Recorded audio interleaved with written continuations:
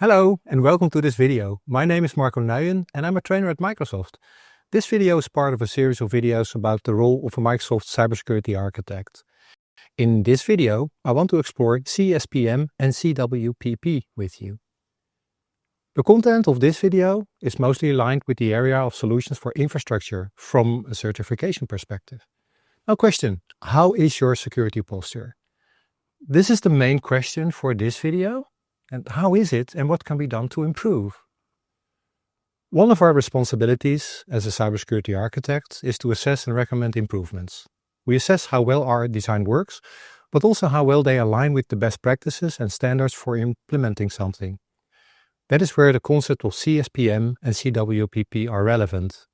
They can provide us with information on the configured state, but also inform us about the actual threats happening to a workload. With any defense, we need to think of what is essential. What would be the baseline for a function of service? When I say baseline, I hope you start thinking Microsoft Cloud Security Benchmark, MCSB. So I want to highlight two control domains from the MCSB: Asset Management, AM, and Posture and Vulnerability Management, PV. Asset Management covers controls to ensure security, visibility, and governance over your resources, including recommendations on permissions for security personnel, security access to asset inventory, and managing approvals for services and resources. Posture and Vulnerability Management focuses on controls for assessing and improving cloud security posture, including vulnerability scanning, penetration testing, and remediation, as well as security configuration tracking, reporting, and correction in cloud sources. Both have relevance when it comes to understanding what we have and understanding how we can protect what we have. AM and PV control elements. On the screen, you can now see the control elements from those MCSB domains. The question is, how can we cover these? Let's think about that for a moment. But not too long, right? Some of these may be more related to other topics in the video series and online content. But if we just take the first one from every domain here, then how do we do that? How do we know what we have? How do we establish baselines? And how do we verify that? Well, if you take Azure as an example, some of these are already implemented automatically. Any resource, any asset on Azure, we will know about. And it will be evaluated in comparison to a baseline by making use of the Azure Policy Engine. And the results of that are easily surfaced for us in Defender for Cloud. Defender for Cloud integrates the features of a cloud security posture management solution that recommends actions that you can take to avoid breaches and capabilities to prevent those from happening. And it also does cloud workload protection, CWPP, with tailored protections for servers, containers, storage, databases, and other workloads to further avoid breaches and to get alerts on anomalous behavior. So more capabilities towards detecting and responding. Defender for Cloud can also extend into the parts where code is kept and developed, with a DevSecOps solution that harmonizes security management at the code level across different cloud and pipeline environments. For this video, we will inspect CSPM and CWP in a bit more detail. CSPM, Cloud Security Posture Management, will help us by verifying a baseline. It will help us detect variations from a baseline by default for Azure, that it can be extended to other service providers, making sure we have a comprehensive view of our entire estate. It can also include private clouds. We will have a dashboard listing the asset and exposing security weaknesses on those assets. We can manage the security posture, hence Cloud Security Posture Management. To make it more practical, we will use what is known as Secure Score. In the series, there's a video on what scores mean, and basically, what is consistent with an advisory will earn you points. The more points, the better secured. Score is a great way to drive improvement. Here we see an example around Secure Score. Go check Score. Go understand what it is and where you can do improvements. Go be more secure. Manage your score actively. Really go to the dashboards and start inspecting those. Other capabilities from a Cloud Security Posture Management perspective in Defender for Cloud are Path Analysis and Cloud Security Explorer. The Cloud Security Explorer makes it easier for humans to extract details without having to write script or code. Think of it as a graphic layer between you and the raw data. Attack path analysis is to see the big picture. If there are several assets that do not follow best practice, then what would be the outcome for the whole sequence? What's the whole chain? How would an attacker use misconfiguration of one to their advantage to compromise the entire chain? The attack path analysis can visualize that for us. But be aware, in some cases, functionality needs to be enabled. That can bring additional cost. It will always depend on what agreements and licenses you have in place, but understand there are differences in plans and features.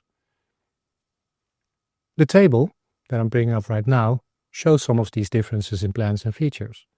The foundation column is active by default, a foundational CSPM for Cloud Security Explorer and Attack Path Analysis, but it also opens up a path to additional capabilities. And in the last couple of columns, you can see there are different possibilities and capabilities for certain target solutions, although AWS, GCP, and Azure are now on par with each other. But make sure you understand tables like we see here, and they will evolve over time, so always look at the documentation to explain the capabilities in its latest and greatest iteration.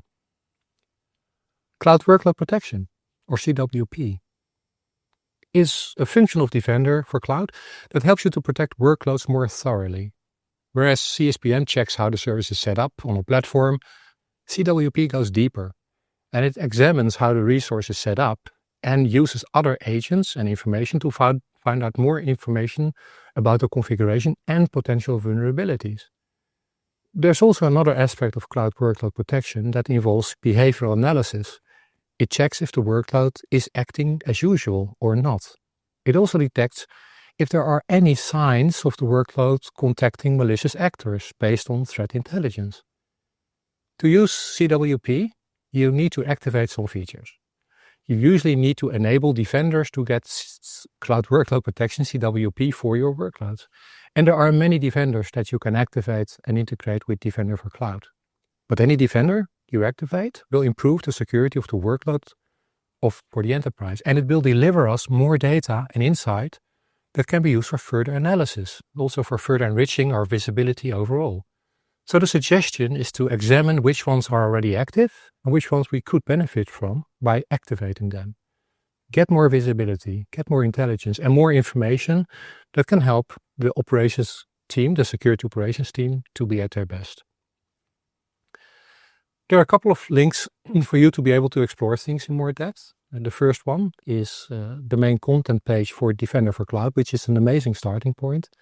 The second link here is to the Ninja trainings on Defender for Cloud. And Ninja trainings, if you're not familiar with them, they are trainings directly from the teams that create the product. And it ranges from very informational to very, very detailed. So go and check it out according to the level you want to find out about. I also would like to highlight external attack surface management, where Defender for Cloud is helping us to understand our security posture and also helps to surface additional information based on Cloud Workload Protection. We also need to think about how things look like from the outside world. CWP and CSPM are internal tools that monitor our own assets and how they are behaving. But what happens if we look at our assets from the perspective of the internet? That's where external attack surface management can help. It's external attack surface management. It's a service that runs on a scan that you can set up and customize. The idea is that you can provide some information about your enterprise to the service, such as an IP address or a domain name for your resources. We call that seeding. You seed the engine with the information, and it will grow from the seeds. The service will go out and check what is publicly available about those seeded resources, and it will also start examining the surface of them, like how an attacker might probe them from the outside. If it finds a domain name that has a website associated to it, it will go and analyze that website and give us more information on what the external world can see of our environment, of our website. It will also give us recommendations on what can be improved, apart from the recommendations from Defender for Cloud. So consider this another ability, another capability for us to not be only inside out, but looking from the outside to the inside world, strengthening our overall security posture. So, coming to a conclusion, in this video, we looked at Cloud Security Posture Management and Cloud Workload Protection, two core functions that come together in Defender for Cloud. a couple of places to go to and learn more. I can highly recommend the Ninja training again, and Ninja trainings in general. That's a couple of links for you to explore in more detail are listed on the presentation here. Thank you for watching the video. Maybe meet you in another one. And until the time, please stay safe.